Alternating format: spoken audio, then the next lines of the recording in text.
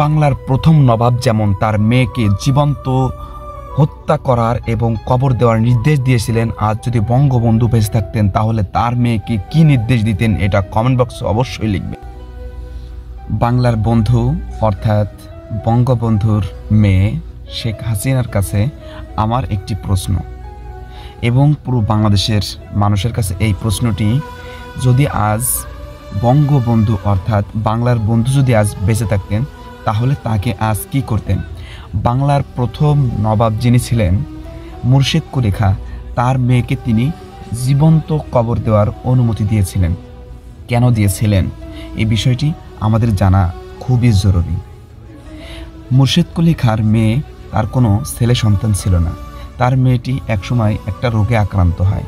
তো একজন ব্যক্তি তাকে বলে যে মানুষের কলিজা দিয়ে যদি একটা ওষুধ বানানো হয় তাহলে এই ওষুধ যদি তাকে নিয়মিত খাওয়ানো হয় তাহলে এই রোগ থেকে সে মুক্তি পাবে, ইতিহাস থেকে যেটা পাওয়া যায়। তো এক পর্যায়ে মুর্শিদ কুলি খাঁ একজন ব্যক্তিকে হত্যা করে এবং করার পরে ওই কলিজা দিয়ে ওষুধ তৈরি করে তার মেয়েকে খাওয়ানো হয়। মেয়েকে খাওয়াতে খাওয়াতে একসময় মেয়েটি সুস্থ হয়ে যায়। তো মেয়েটা এই কলিজার, মানুষের কলিজার যে স্বাদ, এই স্বাদটি একসময় তার ভিতরে ধারণ করে। তো সে এই স্বাদটাকে ভুলতে পারে না, না পারার কারণে সে প্রতিনিয়ত বাপের অগোচরে মানুষ হত্যা করে ওই কলিজাকে খেতে শুরু করে।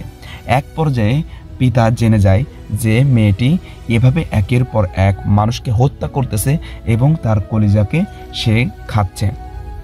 তো এইটা জানার পরে মুর্শিদ কুলি খাঁ তার মেয়ে আজিমুন্নেসাকে জীবন্ত কবর দেওয়ার জন্য নির্দেশ দেন।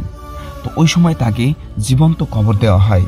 তো আজ আমাদের বাংলাদেশে যেভাবে মানুষের রক্ত খাওয়া হচ্ছে, মানুষকে হত্যা করা হচ্ছে, যদি আজ বাংলার বন্ধু অর্থাৎ বঙ্গবন্ধু যদি আজ বেঁচে থাকতেন তাহলে তিনি এই ব্যাপারে কী সিদ্ধান্ত নিতেন, আমি তার মেয়ের কাছে এই প্রশ্নটি ছুড়ে দিলাম এবং বাংলাদেশের 18 কোটি মানুষের কাছে এই প্রশ্নটি ছুড়ে দিলাম।